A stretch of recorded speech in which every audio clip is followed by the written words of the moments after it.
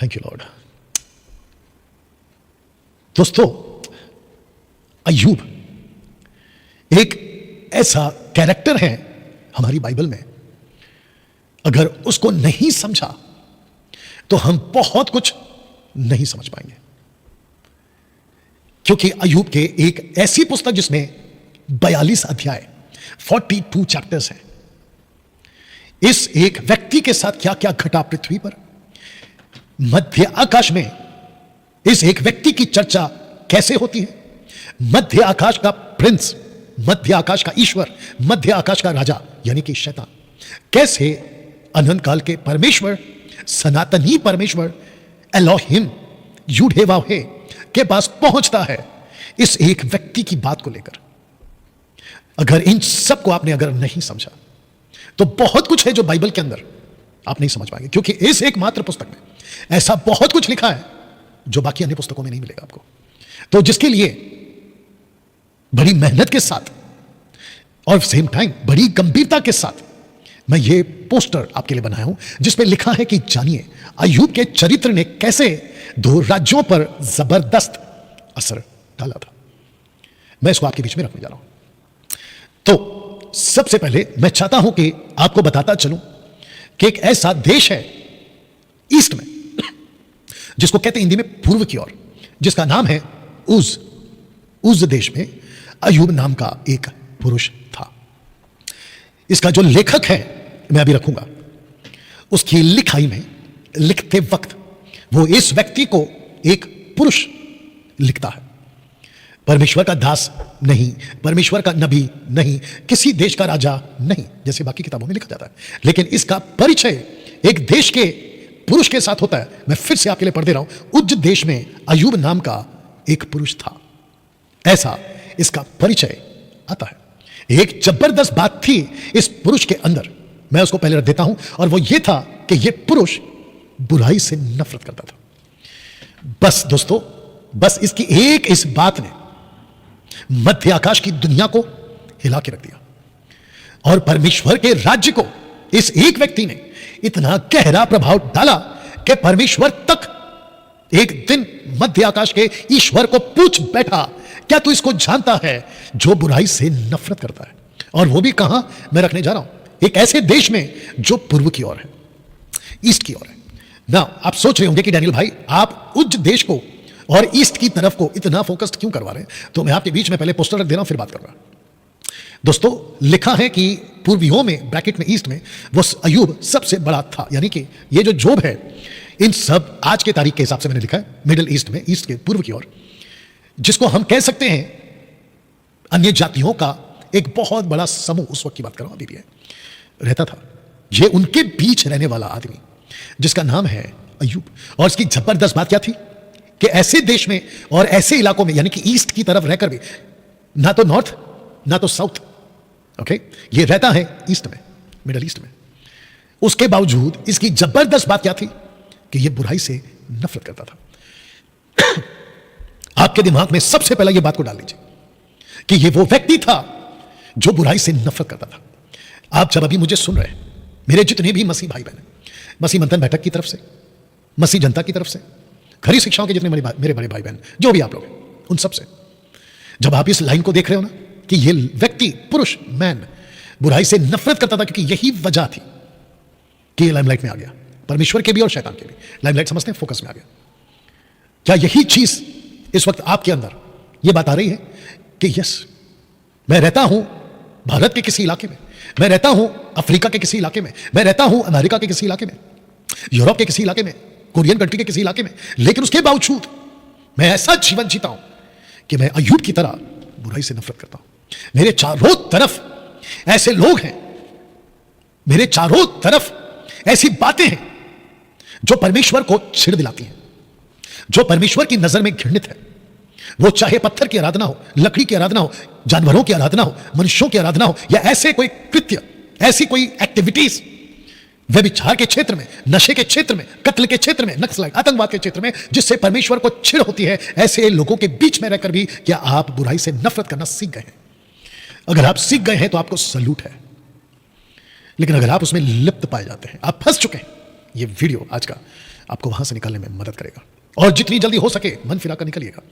जानते हो दोस्तों, जब मैं अय्यूब के चरित्र की बात कर रहा हूं ना, कि वो बुराई से नफरत करता था, तो एक वचन पौलुस कहते हैं, दूसरा तिमोथी 3:12, 2 तिमोथी चैप्टर 3:12 कहता है, जितने मसीह यीशु में होकर उद्धार पाकर भक्ति के साथ जीवन बिताना चाहते हैं, वे सब सताए जाएंगे।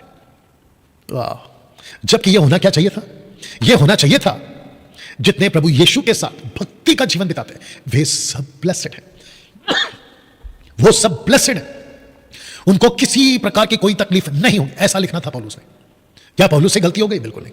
क्या पौलुस से लिखने में कोई मिस्टेक हो गई? नो, ये बिल्कुल सत्य है। मैं इसको फिर से पढ़ दे रहा हूं, अगर आपका ध्यान नहीं गया था तो जाइएगा लेके। लिखा है कि जितने मसीह यीशु में भक्ति के साथ जीवन बिताना चाहते हैं, वे सब सताए जाएंगे। सताव कहां से आएगा? बाहर से। भक्ति का जीवन जीते हो मजाक के तौर पर, सताव बाहर से। भक्ति का जीवन जीते हो घर के अंदर से, भक्ति का जीवन जीते हो वचन के साथ कनेक्टेड रहते हो अपने लोगों के साथ। और सबसे ज्यादा जो भक्ति का जीवन जीता है, वो अपने आप से लड़ता है, खुद से लड़ता है। गलातियों, मेरे पास वक्त नहीं है और मैंने रखा भी नहीं उसको, क्योंकि बहुत सारी बातें आपको बतानी है। गलातियों उसका 5वां अध्याय वचन 17-18 से लेकर 22 तक। आपके अंदर एक आत्मा है जो लड़ती है शरीर से, जो आप ही के अंदर है। आपका सबसे बड़ा दुश्मन आपके अंदर बैठा है और उसका नाम है शरीर। आपको प्रतिदिन लड़ना पड़ता है। तो लिखा है कि वे सताए जाएंगे ना। दोस्तों, मैं चाहता हूं कि पहले पोस्टर देखें और उसके बाद मैं आपके लिए इसको पढ़ दे रहा हूं, और साथ ही साथ मैं फिर कहता चला जाऊंगा कि खूब शेयर करिएगा। फेसबुक वालों, यूट्यूब वालों, इंस्टाग्राम वालों, इस वीडियो को जितना हो सकता है शेयर करिए, ताकि ऐसी बातें लोगों तक पहुंचे। मेरा मकसद किसी प्रकार का पैसा कमाना नहीं है, ये आप खुद जानते हैं। आइए इसको पढ़ते हैं, आप लोग भी पढ़िएगा। लिखा है कि शैतान की यह एक सच्चाई आपको पता होनी चाहिए। कौन सी सच्चाई? लिखा है कि वो खोजता है। आपने बिल्कुल ठीक पढ़ा, ठीक सुना, ठीक देखा। वो खोजता है। कहां लिखा है? पहला पत्रस 5:8 में, सचेत हो, जागते रहो, क्योंकि तुम्हारा विरोधी शैतान इब्लीस, लिखा है कि तुम्हारा विरोधी शैतान गरजने वाले सिंह की नाई, शब्द को पढ़ो, इस खोज में रहता है कि किसको फाड़ खाए। मैं वापस कह देता हूं कि शैतान की यह एक सच्चाई हर मसीह को, हर ब्रदर को, सिस्टर को, girls and boys, ladies and gentleman, third gender, आप सबको, पास्टर्स, लीडर्स, आप सबको पता होनी चाहिए कि वो खोजता है, खोजता है, वो ढूंढता है। और पत्रस जब इस बात को लिख रहा था तो कहता है कि तुम्हारा विरोधी, परमेश्वर का विरोधी नहीं है ये तुम्हारा विरोधी है। और ये तुम्हारा विरोधी कब बन जाता है? जब तुम भक्ति के साथ जीवन जीना शुरू करते हो, ये तुम्हारी खोज करना शुरू कर देता है। तुम मसीह होकर सिगरेट पियो, ये तुम्हारा दुश्मन नहीं बनेगा। तुम मसीह होकर बियर पियो, ये तुम्हारा दुश्मन नहीं बनेगा। तुम मसीह होकर तंबाकू गुटखा खाओ, ये तुम्हारा दुश्मन नहीं बनेगा। तुम मसीह होकर पाप का जीवन जियो, extra marital affair, girlfriend, boyfriend, सब कुछ करो, ये तुम्हारा दुश्मन नहीं बनेगा। लेकिन जैसे ही आपने कहा मैं भक्ति का जीवन जीऊंगा, ये आपकी खोज में लग जाता है। और ये खोजते खोजते आप तक पहुंचता है, और उस छीड़ के साथ पहुंचता है कि तुम इस प्लेनेट पे रहकर, मेरी जमीन पे रहकर, क्योंकि यीशु कह चुका है कि इस संसार का सरदार एक्सक्यूज मी, इस संसार का सरदार, तो कहता है कि तुम मेरे इलाके में रहकर मुझसे दुश्मनी कैसे करें ना। दोस्तों एक्सक्यूज मी, जब मैंने आपसे कहा कि शैतान की ये एक बात आपको पता होनी ही चाहिए कि वो खोजता है, एक वचन और रखूंगा, और वो वचन है ये वाला, जी ये वाला। जब यीशु इस पृथ्वी पर थे ना, तो उसने पत्रस से कहा, आइए देखते हैं उसने क्या कहा। लूका की किताब उसका 22:31 लिखा है कि शिमोन है शिमोन, देख शैतान ने तुम लोगों को, शब्द को ध्यान देना, मांग लिया। ये जो शब्द है ना दोस्तों, मांग लिया है, कि गेहूं की नाई फटके। एक्सक्यूज मी, या एक सेकंड दीजिए।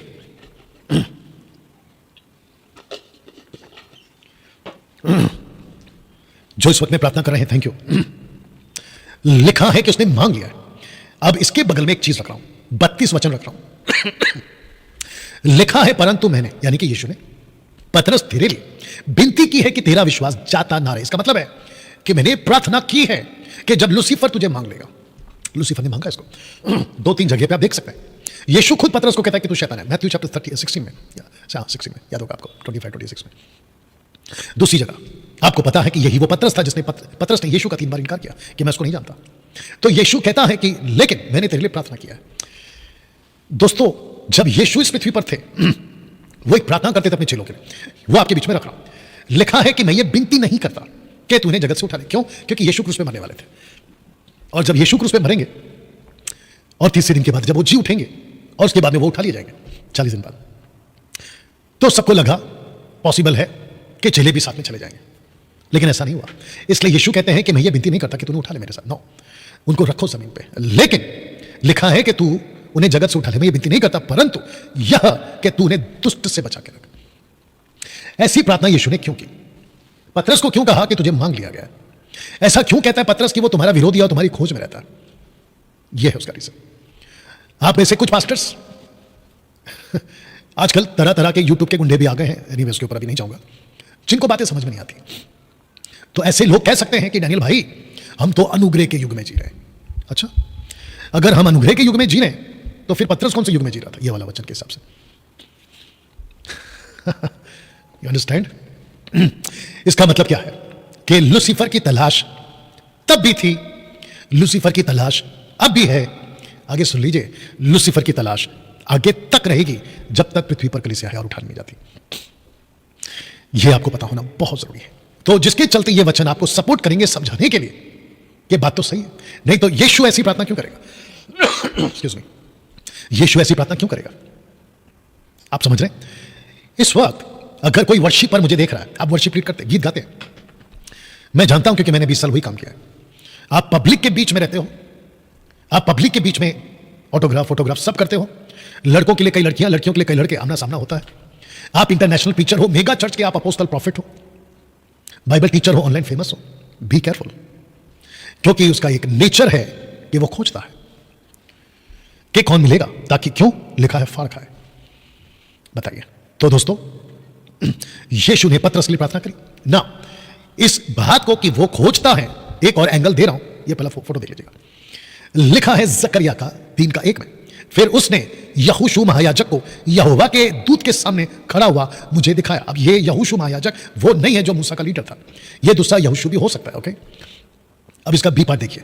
लिखा है कि और शैतान उसकी दाहिनी ओर उसका विरोध करने को खड़ा था। वाह, आप ये देख लीजिएगा उसका विरोध क्या है, ये भी पढ़वा देते हैं। 3:3, उस समय यहोशू तो दूत के सामने महिला वस्त्र पहने हुए खड़ा था। अब ये दूत कौन है, मैं अपनी प्रीचिंग में बता चुका हूं। क्रिस्टोफनी, यानी कि यीशु आने से पहले, ओके, देह धारण करने से पहले क्रिस्टोफनी।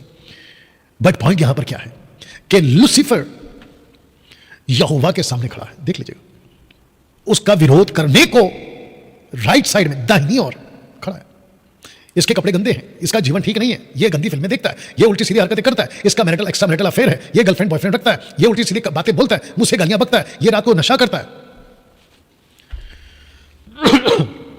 आप लोग बात को समझिएगा कि मैं अय्यूब के जीवन से आपके बीच में ये बातें रख रहा हूं ना।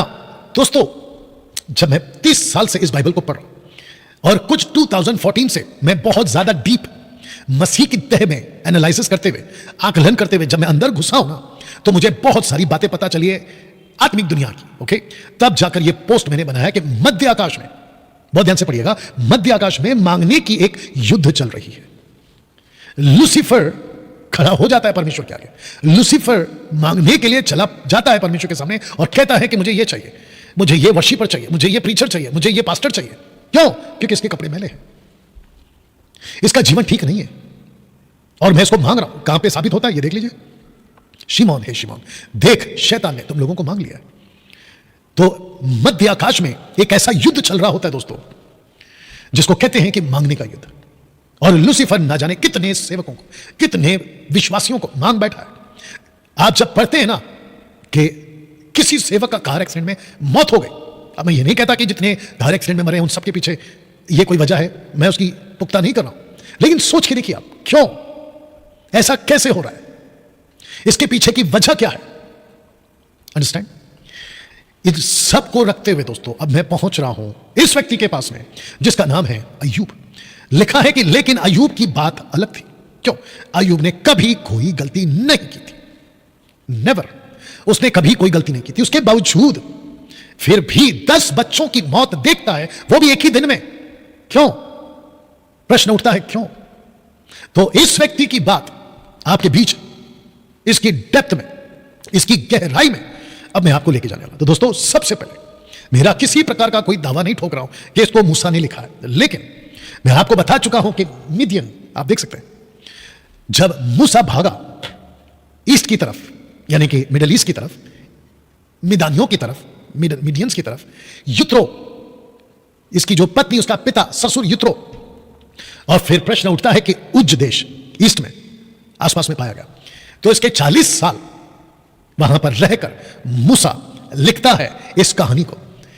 अब अय्यूब को लेकर मात्र 2 या 3 जगहों पर ही चर्चा है जिसका मैं रखूंगा स्क्रिप्चर, लेकिन याकूब यानी कि the book of James, Hebrew के बाद वाली किताब, चैप्टर 5 वर्स 11 में लिखता है, तुमने अय्यूब के धीरज के विषय में तो सुना ही है।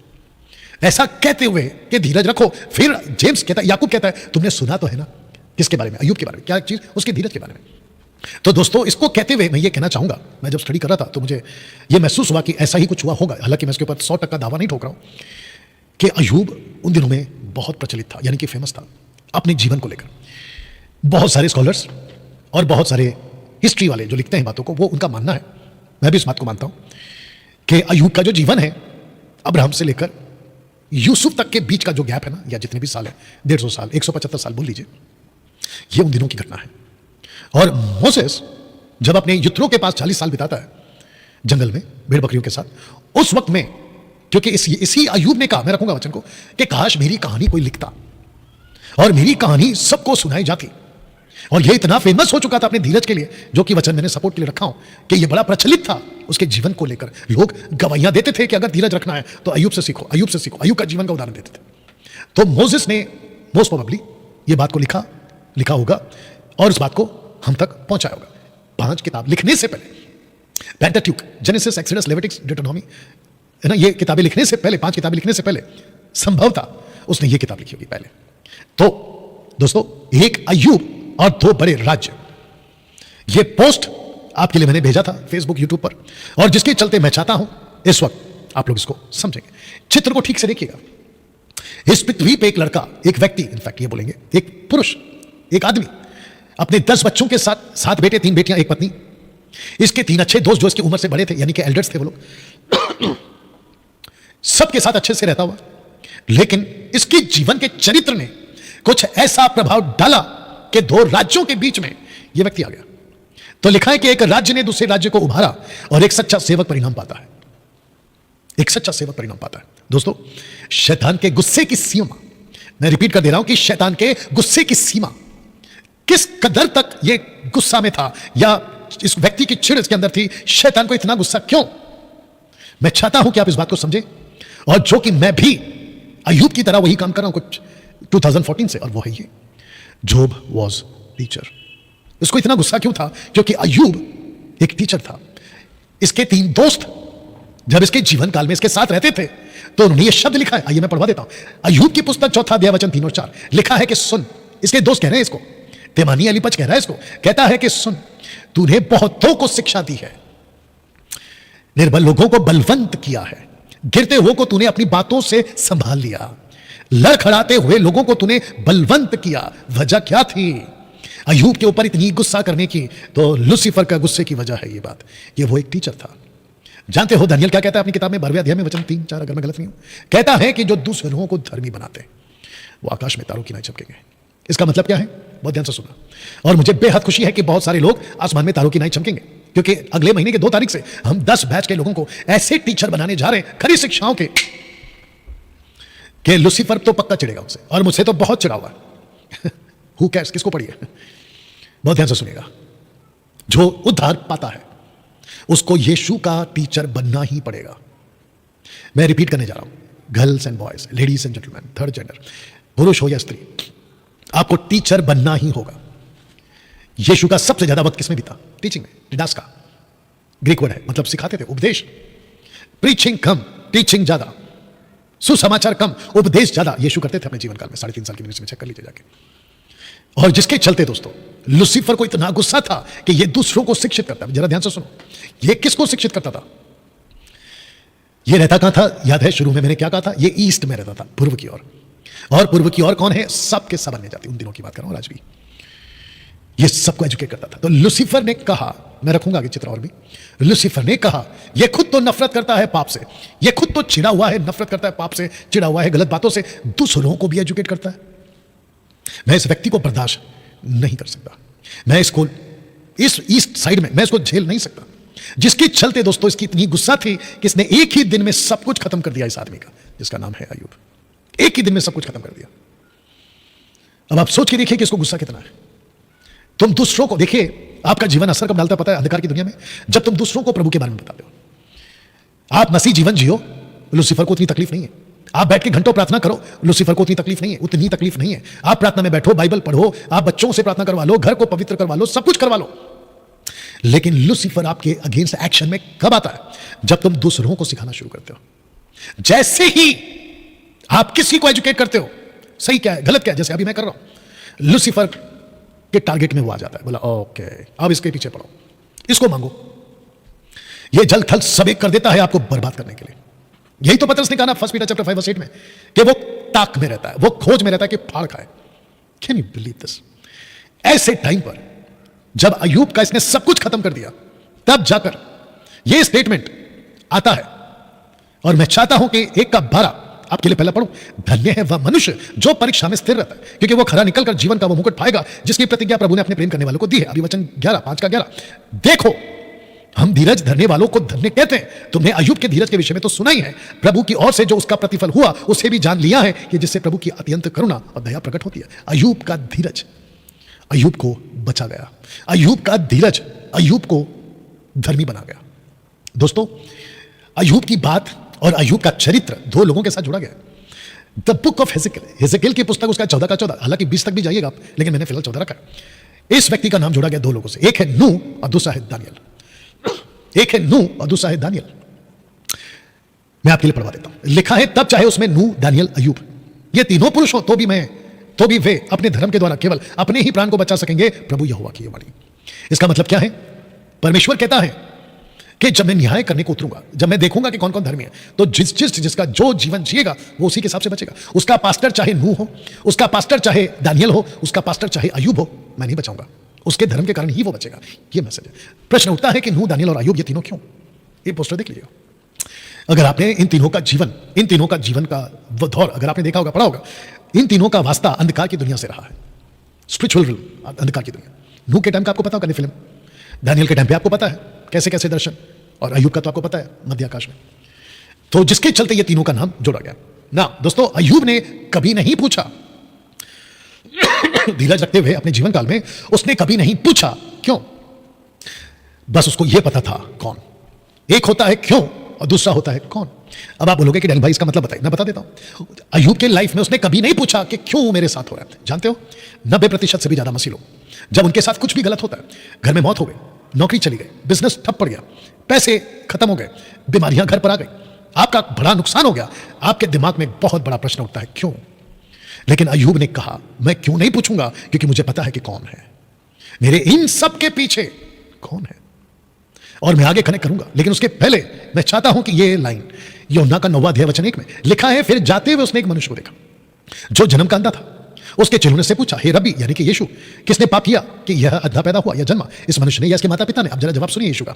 यीशु ने उत्तर दिया कि ना तो इसने पाप किया था ना इसके माता पिता ने, परंतु यह इसलिए हुआ कि परमेश्वर के काम इसमें प्रकट हो। तो अय्यूब को पता था, और इसलिए उसने नहीं पूछा कि क्यों क्यों क्यों मेरे 10 बच्चे एक साथ मर गए, क्यों नहीं पूछा, मेरा प्रॉपर्टी चला गया, क्यों नहीं पूछा। इसको पता था कि कौन है। और तब जाकर अय्यूब समझ चुका था कि मेरे जीवन से परमेश्वर की महिमा होगी।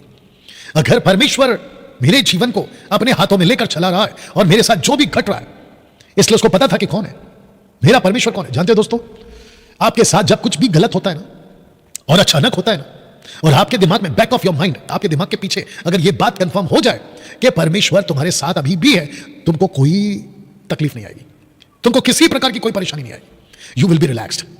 आज समस्या यही है। लेकिन 90% मोटिवेशनल टीचर्स क्या कहते हैं? कन्फेस करो, पॉजिटिव बात करो, हाथ रखो, कन्फेस करो, विश्वास से मांगो। फिर इसने क्यों नहीं किया? और यीशु ने पतरस को क्यों नहीं सिखाया? तो जिसके चलते दोस्तों ये वाला लाइन रख रहा हूं। पहले पोस्टर भी देख लीजिए और वचन भी देख लीजिएगा। लगे हाथ फेसबुक और यूट्यूब पर जितने देख रहे हैं खूब शेयर करिए। रोमियो 9:14। सो हम क्या कहें? क्या परमेश्वर के यहां न्याय है? कदापि नहीं। यह बात क्यों कही मूसा को लेकर पौलुस ने? क्योंकि वो कहता है कि कैसे पॉसिबल है, यहूदियों को कठोर कर दिया, अन्य जातियों को मौका दे दिया। इस कॉन्सेप्ट में पौलुस ये बात को कह बैठा, कहता कि उसकी मर्जी। वचन 23 का पढ़ने जा रहा, दया के बर्तनों पर जिन्हें उसने महिमा के लिए पहले से तैयार किया, अपनी महिमा के धन को प्रकट करने की इच्छा की।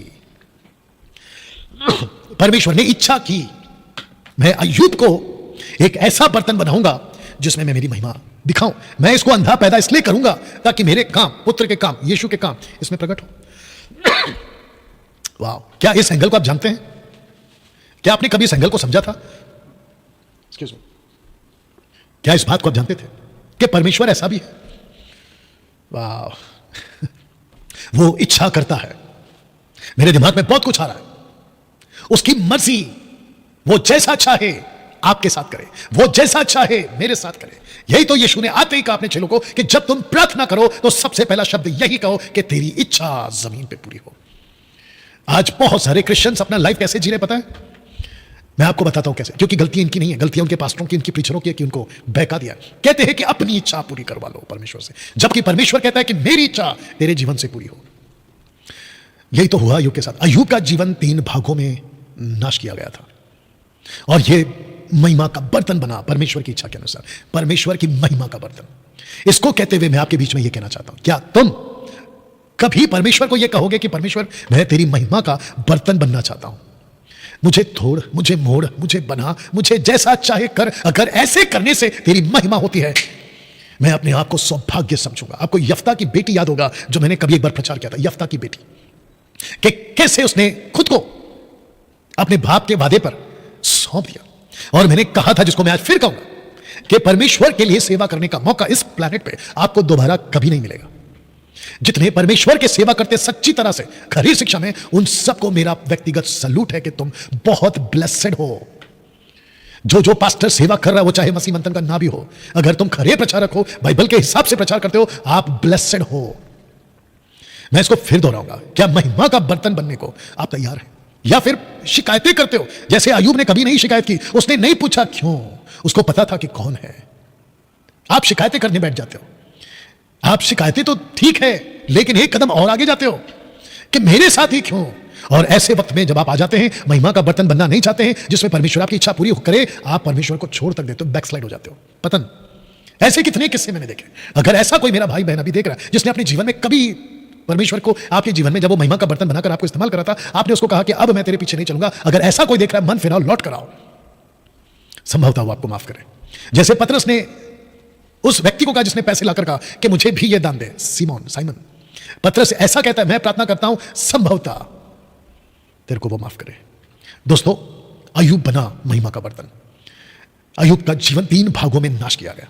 सबसे पहला आर्थिक तौर पे नाश किया गया, दूसरा पारिवारिक तौर पे नाश किया, तीसरा मानसिक तौर पे नाश किया गया। मैं इन तीनों को आपके बीच में रख रहा हूं। अय्यूब का चरित्र पर 2 राज्यों की नजर थी, एक परमेश्वर का राज्य, दूसरा शैतान का राज्य। नाउ दोस्तों, जितने अभी 415 लोग फेसबुक पे देख रहे हैं, क्या आपने वॉच पार्टी किया?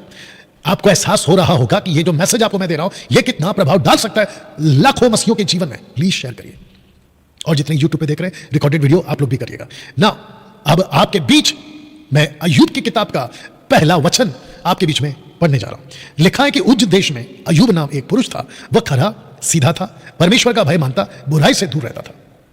उसके 7 बेटे 3 बेटियां उत्पन्न हुई। अब इसको पढ़िएगा, फिर शब्द को ध्यान देना। उसके 7,000, जिसको कहते हैं परफेक्ट शब्द है, 7 परफेक्ट नंबर, 7 भेड़ बकरियां 3,000, समझ गए? 7 बेटे 3 बेटियां, 7,000 भेड़ बकरियां, 3,000 ऊंट, 500 जोड़ी बैल, 500 गधियां, बहुत से दास दासियां थी, वरना उसकी इतनी संपत्ति थी कि पूर्वियों में वह सबसे बड़ा था। He was a great. अब मैं आपको बताता हूं, जिसके, बहुत ध्यान से सुना, अय्यूब का जीवन काल कौन सा है? अब्राहम, इसहाक, याकूब, जोसेफ, इन दरमियानों में इसका जीवन काल बीता है, जो कि हमारे पास में एग्जैक्ट डेटा नहीं है, संभवता है, ठीक है ना? अब्राहम कौन था? बच्चे नहीं हो रहे। इसहाक कौन था? बच्चे नहीं हो रहे। याकूब की पत्नी, बच्चे नहीं हो रहे, राहेल, याद आया आपको?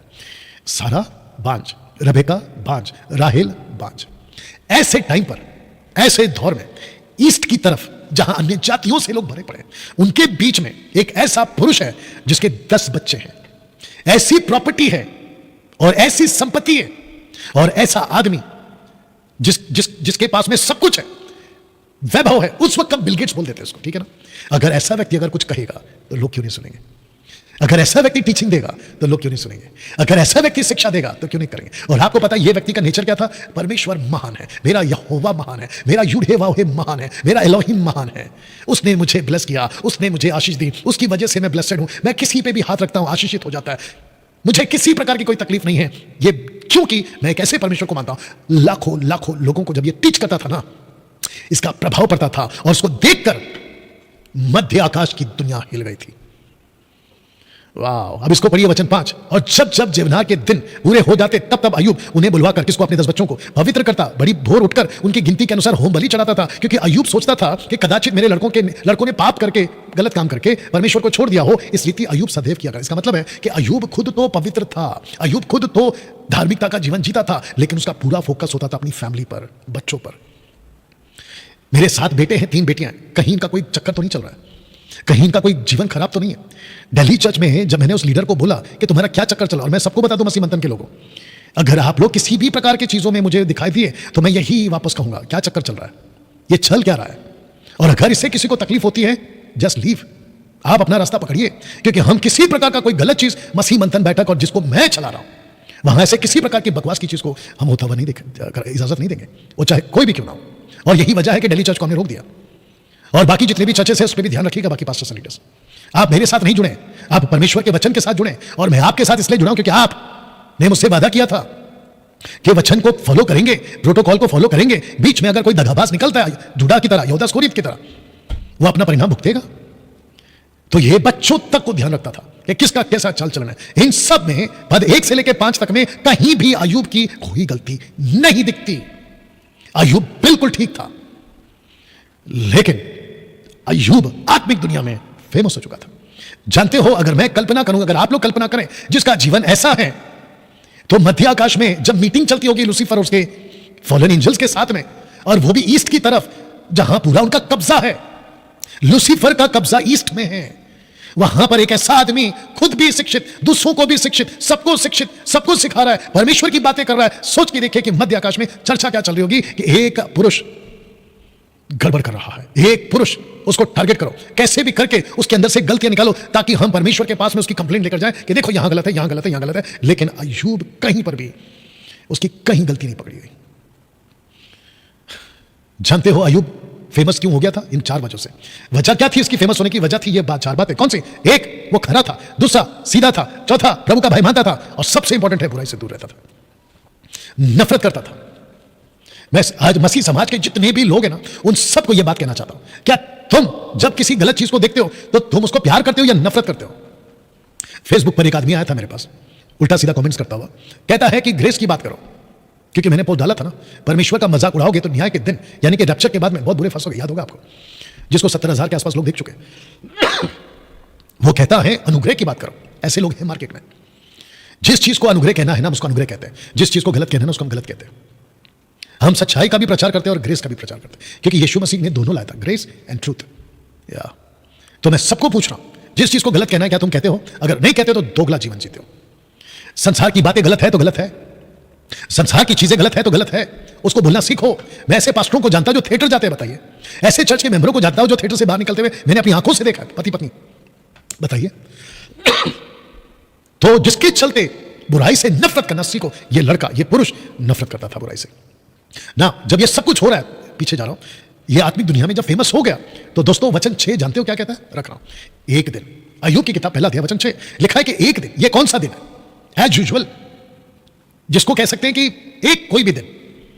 अगर इसका लेखक मूसा है तो कहता है कि एक दिन ऐसा कुछ हुआ। ये देखते क्या हुआ? यहोवा परमेश्वर के पुत्र उसके सामने उपस्थित हुए। पुत्र मतलब एंजल्स। उनके बीच शैतान भी आया। अब ये कैसे आया, क्या आ सकता है? ऐसे बहुत सारे क्वेश्चंस हैं। पहली बात यह है कि किसी प्रकार का एक घटना को लेकर डॉक्ट्रिन नहीं बनती कि शैतान कभी भी जा सकता है। No, never. शैतान तभी आ सकता है जब परमेश्वर इजाजत दे। शैतान तभी पहुंच सकता है जब परमेश्वर इजाजत दे। परमेश्वर की इजाजत के बगैर कुछ नहीं होता। यह बात आपको भी समझना है ना। लिखा है कि एक दिन शैतान भी आ गया। अब जरा देखिएगा, यहोवा ने, वचन 8 पढ़ रहा हूं, पूछा, और यह पर्पसली है, यह सब कुछ डिजाइन है। क्यों? महिमा का बर्तन बन रहा है आदमी। पूछा, क्या तू मेरे दास अय्यूब पर ध्यान किया? मैंने अय्यूब एक पे, मतलब ध्यान पे ब्रैकेट में एक रखा है, तो ये पहला ध्यान। दूसरा ध्यान आएगा सेकंड राउंड में। यह है पहला ध्यान। क्या तूने ध्यान दिया? Question mark. आइए सुनते आगे क्या कहते हैं। क्योंकि उसके तुल्य खरा, सीधा, मेरा भय मानने वाला, बुराई से दूर रहने वाला मनुष्य और कोई नहीं है। Can you believe this? परमेश्वर अय्यूब की गारंटी लेता है, उसके जीवन काल के जीवन को देखकर कहता है कि ये 4 बातें इसके अंदर है। क्या तूने ध्यान दिया? अय्यूब खरा मनुष्य, सीधा मनुष्य, भय मानने वाला मनुष्य, बुराई से दूर रहने वाला मनुष्य।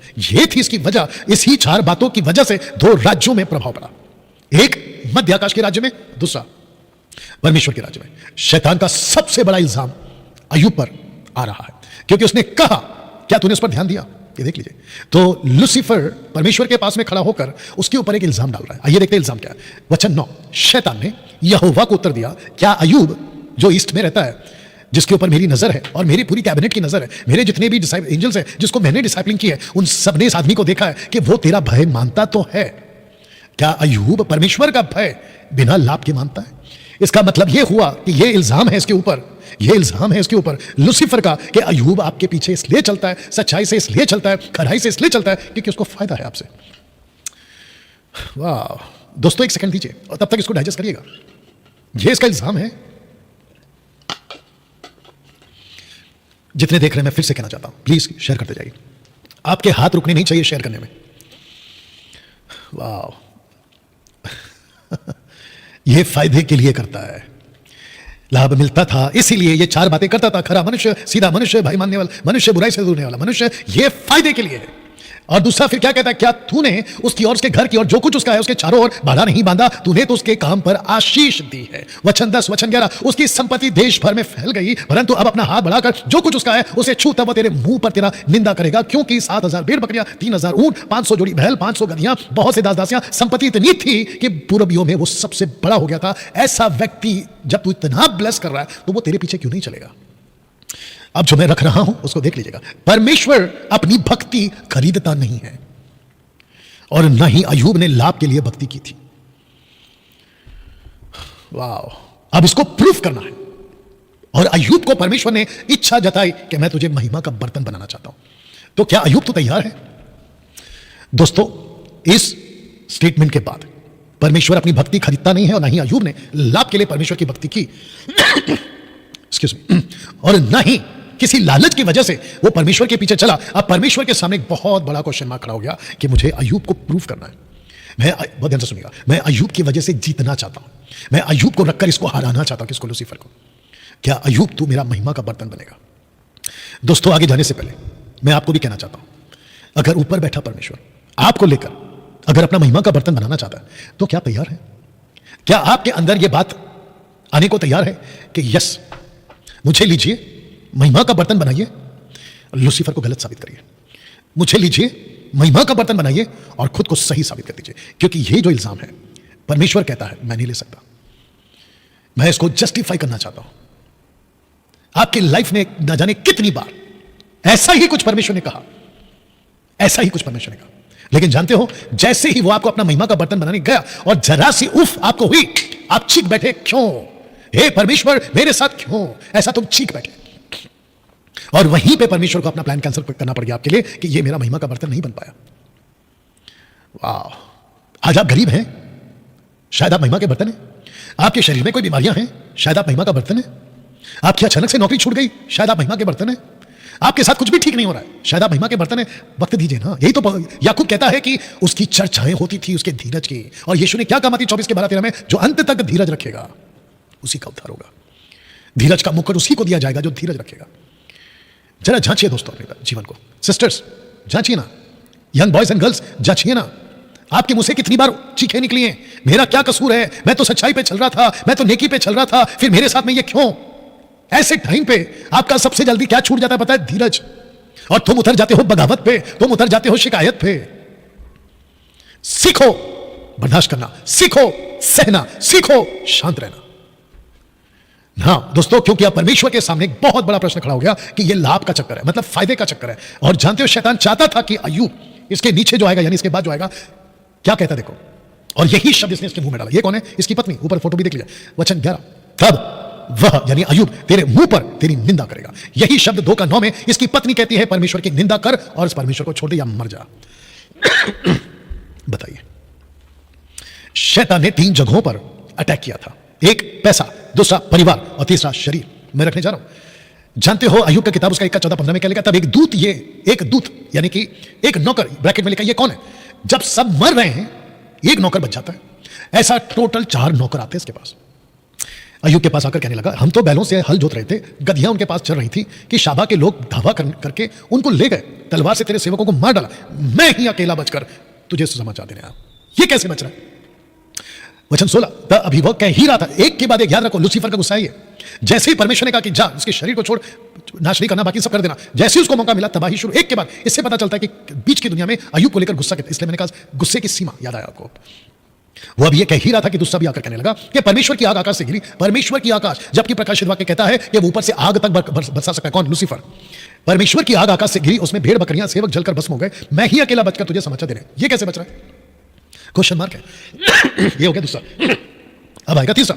वो अभी ये कह ही रहा था कि एक और भी आकर कहने लगा कि कसदी लोग 3 गोल बनकर ऊंटों पर धावा करके उन्हें ले गए और तलवार से तेरे सेवकों को मार डाला, हम ही अकेला बचकर तेरे समाचार देने को आया, मैं ही अकेला। ये हो गया तीसरा।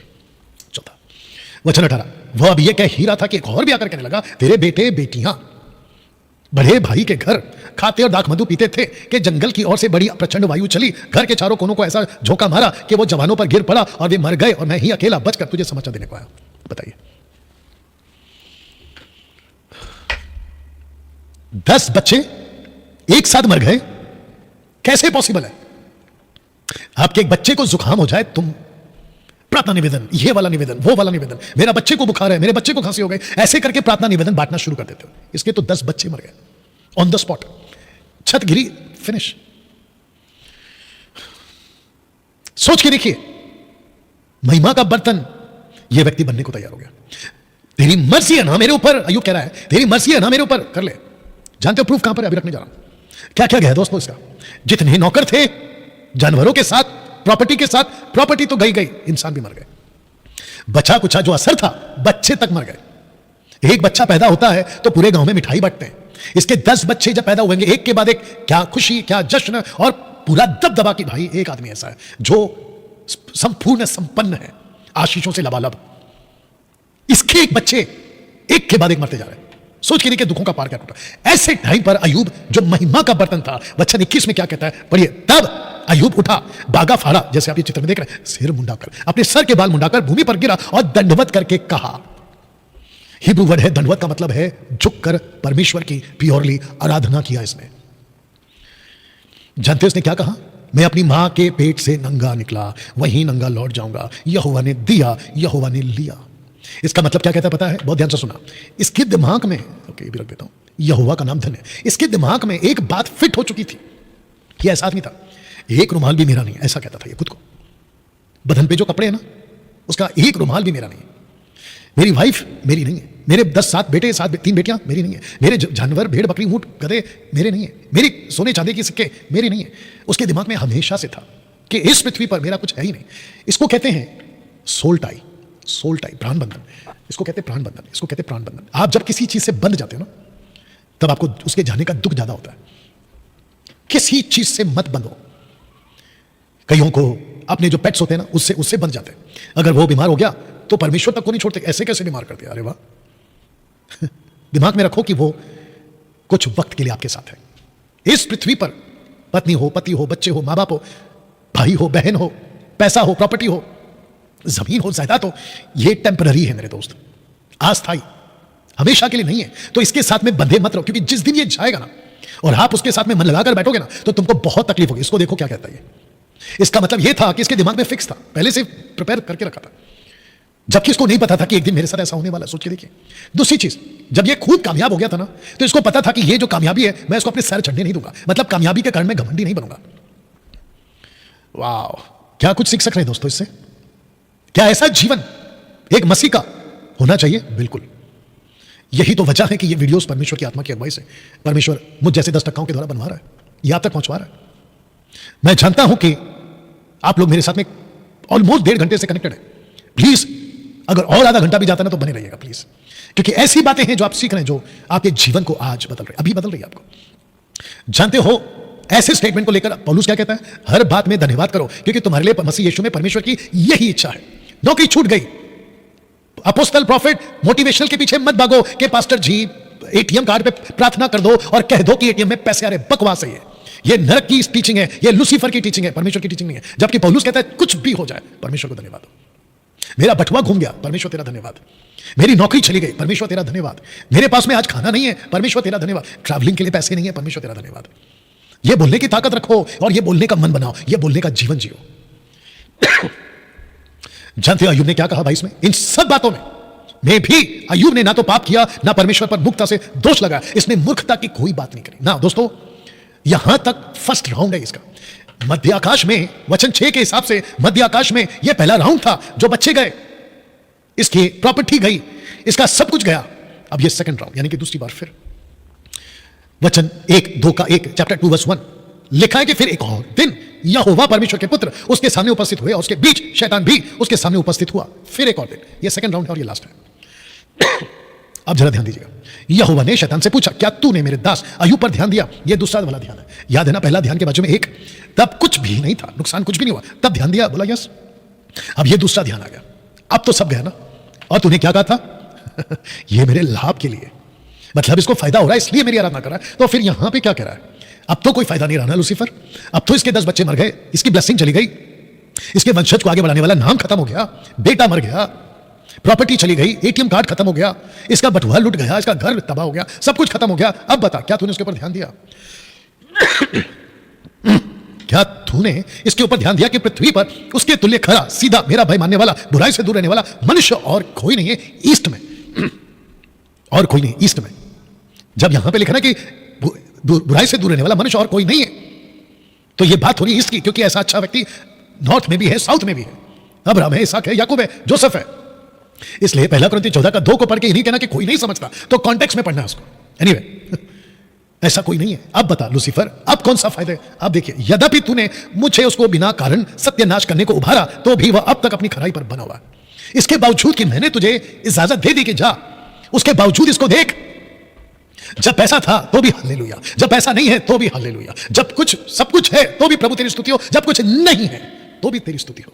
ऐसे क्रिश्चियंस आज कहां हैं? ऐसे मसीह आज कहां हैं? मेरा क्वेश्चन है आज मसीह समाज से। प्रार्थना निवेदन की चिट्ठी लेके घूमते बैठते हैं, प्रेयर टावर, ये टावर, वो टावर, तेल वाले के पास, पानी वाले के पास। बैठ के खुद प्रार्थना क्यों नहीं करते? बैठकर खुद क्यों नहीं महिमा का बर्तन बनते? हद है तुम्हारी। वचन 4, ये अभी दूसरा मास्टर कार्ड। शैतान ने यहोवा को उत्तर दिया, खाल के बदले खाल, परंतु प्राण के बदले मनुष्य अपना सब कुछ दे देता है। सो केवल अपना हाथ बढ़ाकर उसकी हड्डियां और मांस छू, तब वो तेरे मुंह पर तेरी निंदा करेगा। ये सेकंड टाइम है जिसने कहा कि वो तेरी निंदा करेगा ना। दोस्तों, उसने कहा खाल के बदले खाल, इसका मतलब है कि अब प्रॉपर्टी तो चली गई, बच्चे भी चले गए, अब लूसीफर कहता है कि अब आजा उसके शरीर पर, उसको ऐसा रोगी करने का मुझे इजाजत दे, उसको ऐसी ताड़ना देने का मुझे इजाजत दे, उसके बाद देख वो तेरे मुंह पर तेरी निंदा करेगा। और परमेश्वर ने कहा कि इसके बावजूद मैं अय्यूब की गारंटी लेता हूं और मैं उसको अपनी महिमा का बर्तन बनाऊंगा कि वो मेरी निंदा नहीं करेगा, बिल्कुल वो खड़ा निकलेगा। दोस्तों, are you ready for this second वाला? ओके, पहले इसको पढ़ लेते। दर्द, ब्रैकेट में पेन रखा है मैंने। दर्द में आदमी अक्सर टूट जाता है या तो समझौता कर जाता है। कपड़े फाड़ो उसको तकलीफ नहीं है, रुपया फाड़ो उसको तकलीफ नहीं है, लेकिन जब कोई उसकी बदन को फाड़ता है ना, आदमी वहीं टूट जाता है। जितने भी बड़े बड़े क्रिमिनल्स, जब उनके साथ 3rd डिग्री का टॉर्चर स्टार्ट होता है ना, वो वहां टूट जाते हैं या समझौता कर लेते हैं। लूसीफर ने यही प्लान किया, बोला ओके, ब्लेसिंग दी, ब्लेसिंग छीन ली, तेरा नाम धन्य है। बच्चे दिए, बच्चे छीन लिए, तेरा नाम धन्य है। अब आता हूं मैं उसके शरीर पे। तो वचन 7, 2 का 7, तब शैतान यहोवा के सामने से निकला, अय्यूब को पांव के तलवे से लेकर सिर की चोटी तक बड़े बड़े फोड़ों से पीड़ित कर दिया। पैर के घुटने से लेकर, पैर का जो तलवा होता है, नाखून होता है, वहां से लेकर सर के बाल के ऊपर का हिस्सा तक उसने नीचे से ऊपर तक उसको बड़े बड़े फोड़ों से पीड़ित किया। वचन 5, मेरी देह कीड़ों और मिट्टी के ठीलों से ढकी हुई है, मेरा चमड़ा सिमट जाता है और फिर गल जाता है। ऐसा गुस्सा दिखा उसने उसके शरीर पर। 7 का 14, तब तू मुझे स्वप्न से घबरा देता, दर्शनों से भयभीत कर, मतलब मुझे इतने डरावने सपने आते हैं। किसकी ओर से? लूसीफर की ओर से, और मैं डर जाता हूं। और 16 का 16, अय्यूब की किताब की बात कर रहा हूं, रोते रोते मेरा मुंह सूज गया है, मेरी आंखों पर घोर अंधकार छा गया, मैं इतना रोता हूं दर्द के मारे कि मेरा मुंह सूज गया है। 30 का 17, रात को मेरी हड्डियां मेरे अंदर छिद जाती हैं, मेरी नसों में चैन नहीं रहता। उसकी खुद की हड्डी उसके अंदर घुसती है। बताइए। 30 का 30, मेरा चमड़ा काला होकर मुझ पर से गिरता जाता है और तब के मारे मेरी हड्डियां जल गई है, मतलब इतनी धूप है कि मेरी हड्डियां जल गई है। दोस्तों, 2 का 13, तब वे 7 दिन 7 रात, इसके 3 दोस्त 7 दिन 7 रात उसके संग भूमि पर बैठे रहे, परंतु उसका दुख बहुत ही बड़ा जानकर, उसका दुख बड़ा जानकर किसी ने उससे एक भी बात नहीं की। इसका मतलब है कि उसका दुख इतना भयंकर था कि 7 दिन 7 रात उसके 3 दोस्त जो उससे उम्र में ज्यादा है उसके साथ बैठकर एक बात नहीं करते, बस उसको निहारते जा रहे हैं कि इसका दर्द कितना भयंकर है। बताइए। खाल के बदले खाल। लूसीफर ने कहा ओके, मैं इसको इतना दर्द दूंगा, मैं इसके चमड़ी को इतना काटूंगा, मैं इसके शरीर में इतनी चोट पहुंचाऊंगा, ये दर्द को बर्दाश्त नहीं कर पाएगा और ये परमेश्वर की निंदा करेगा। ऐसा अय्यूब परमेश्वर के हाथ का महिमा का बर्तन बनने को तैयार हो गया ना। दोस्तों इसको रख रहा हूं 2:8। तब अय्यूब खुजलाने के लिए ठिकरे से लेकर एक ठिकरा लेकर राख पर बैठ गया। राख पर, क्या आप कभी राख पर बैठे हो? क्या ऐसा अनुभव राख पर बैठने का आपको आया है? और जब आया था महिमा का बर्तन बनकर राख पर बैठने का, तब तुमने मसीह को छोड़ दिया था। तुम मसीह की निंदा करना शुरू कर दिए। मेरे घर पे मौत हो गई, कैसा परमेश्वर? मेरी नौकरी छूट गई, कैसा परमेश्वर? मेरे घर पे तकलीफ, कैसा परमेश्वर? मेरे शरीर में बीमारी, कहां है परमेश्वर? ऐसे तुम राख पर बैठने के, जबकि प्रभु चाहता था कि महिमा का बर्तन बनकर राख पर थोड़ा देर के लिए बैठ जा। बेटा, मैं लूसीफर को गलत साबित करना चाहता हूं, मैं उसकी नजर में खुद को सही साबित करना चाहता हूं कि मेरे लोग जो मेरे पीछे चलते हैं वो स्वार्थी, लालची नहीं है। लेकिन तू गिव अप कर गया। जानते हो, जब ये राख पर बैठा था ना, आपके दिमाग में पिक्चर बनाई।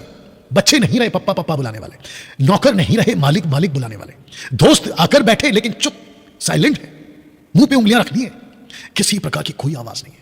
अगर किसी की आवाज है तो ये खुद की आवाज है, चीखने की, रोने की, तड़पने की।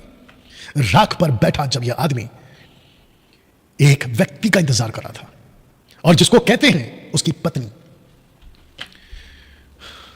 सब उपदेशक उसका 4 का 10 11 9 10 11 12 लिखा है कि हाय उस पर जो अकेला हो, धन्य है वो जो साथ में दो रहते हैं। पत्नी के लिए पति, पति के लिए पत्नी। इस औरत के लिए उसके जीवन में एक गोल्डन अपॉर्चुनिटी था कि इसके साथ खड़ी रहकर, इसके दुख में शामिल होकर, इसको सपोर्ट करने का मौका, परमेश्वर की तरफ से वो रिवॉर्ड, अवार्ड, इनाम पाने का मौका अपनी मूर्खता के चलते ये खो बैठी। ऐसी बहुत सारी औरतें यानी कि पत्नियां, और ऐसे बहुत सारे पति अपनी पत्नियों के लिए जब मौका आता है कि सपोर्ट और साथ में खड़े रहे और उसको कहें कोई बात नहीं, यह दुख की घड़ी है, निकल जाएगा, यह तकलीफ का दौर है, निकल जाएगा, आज पैसे का दिक्कत है, निकल जाएगा, आज घर पर राशन नहीं है, कोई बात नहीं, ऐसा साथ देने के बजाय, मोटिवेट करने के बजाय, वचन से उत्साहित करने के बजाय, जो व्यक्ति मजबूत होना चाहता है या चाहती है उसको डिमोटिवेट करना। कहां है तुम्हारा परमेश्वर? तुम तो बाइबल करते रहते हो, तुम तो चर्च करते रहते हो, तुम तो यीशु, अब कहां गया? ऐसी वाली बातों से आप कैसे हरकतें करते हैं आप जानते हैं। मन फिराओ। अगर आप ये वीडियो देख रहे हैं, जानते हो इसने क्या कहा? वचन 9 को पढ़वा रहा हूं। लिखा है कि तब उसकी स्त्री यानी कि उसकी पत्नी उससे कहने लगी, क्या तू अब भी, इसका मतलब क्या है? यह औरत नहीं समझी कि मध्य आकाश की लड़ाई क्या है। जो मध्य आकाश की लड़ाई नहीं समझता ना वही ऐसी बातें करेगा, जो आत्मिक दुनिया को नहीं समझता ना वही ऐसी बातें करेगा। यही वजह है कि अगर पति आत्मिक है तो पत्नी भी होनी चाहिए। जो लड़का भी शादी नहीं किया, ऐसी लड़की ढूंढो जो आत्मिक है। खूबसूरती मत देखो, उसका शरीर मत देखो, उसकी बैकग्राउंड मत चेक करो, कितना पैसा है, कैसा दिखता है मत देखो, आत्मिकता में कितना मजबूत है वो देखो, लड़का हो या लड़की। इस औरत ने कहा, क्या तू अब भी अपनी खराई पर बना रहेगा? इसका मतलब क्या है? यह खराई पर बना था। इसके मुंह से इसने नहीं पूछा, क्यों? क्योंकि इसको पता था कौन खराई पर बना है। परमेश्वर की निंदा कर, चाहे मर जाए तो मर जा।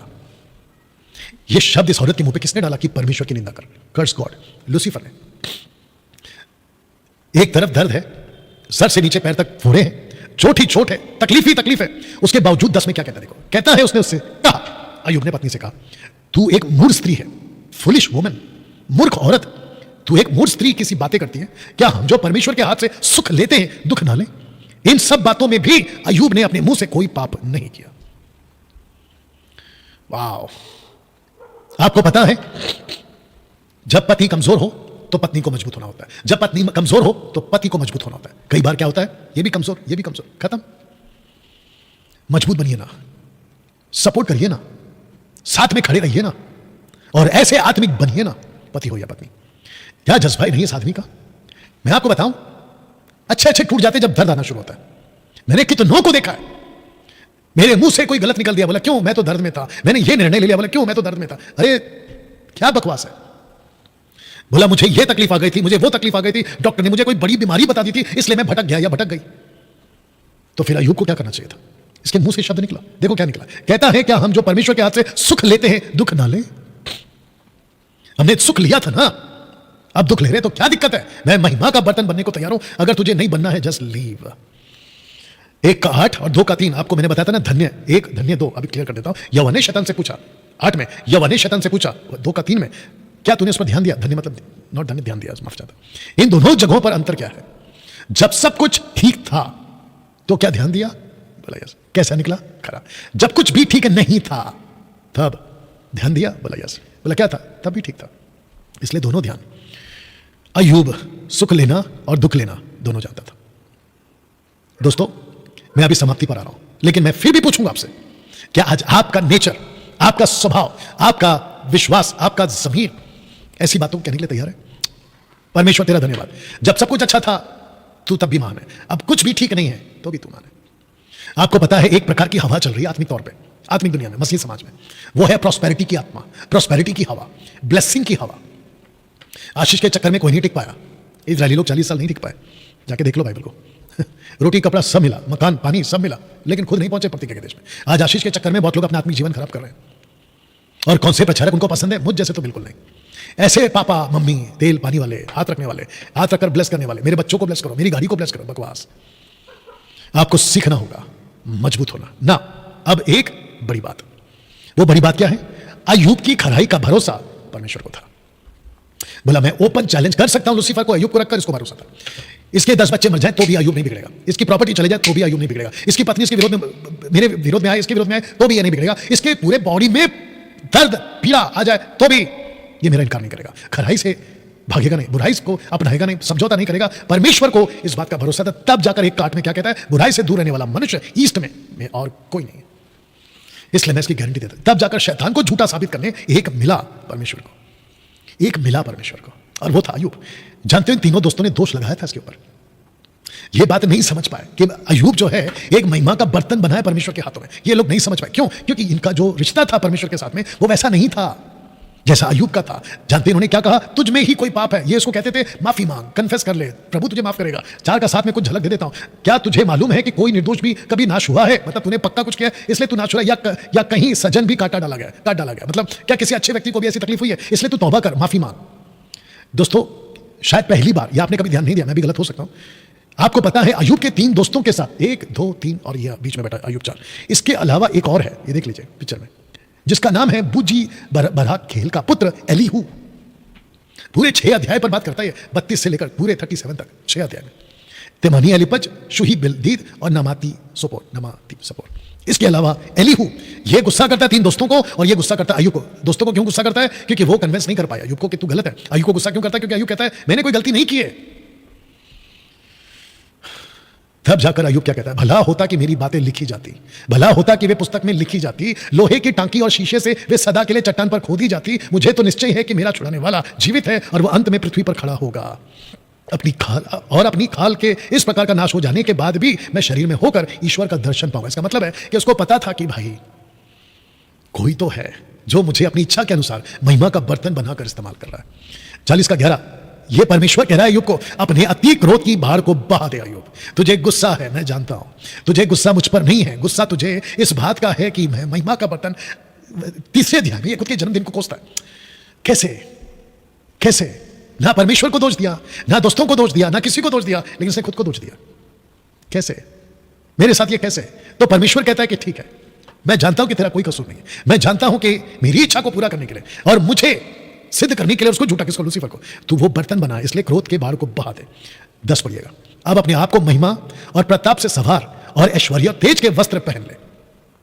अब तेरा वक्त आ गया है ईस्ट में, और आगे जितनी भी दुनिया होगी, आज की तारीख में 2024 में तुझे एक आदर्श बनाने का वक्त आ गया है। महिमा का पात्र, महिमा को प्राप्त करने वाला पात्र, और तुझे ऐश्वर्य तेज के वस्त्र तुझे पहनाने का वक्त आ गया है। जानते हो इसका अंत कैसे हुआ? 42 का 12 में देखो, यहोवा ने अय्यूब के पिछले दिनों में उसको अगले दिनों से अधिक आशीष दी।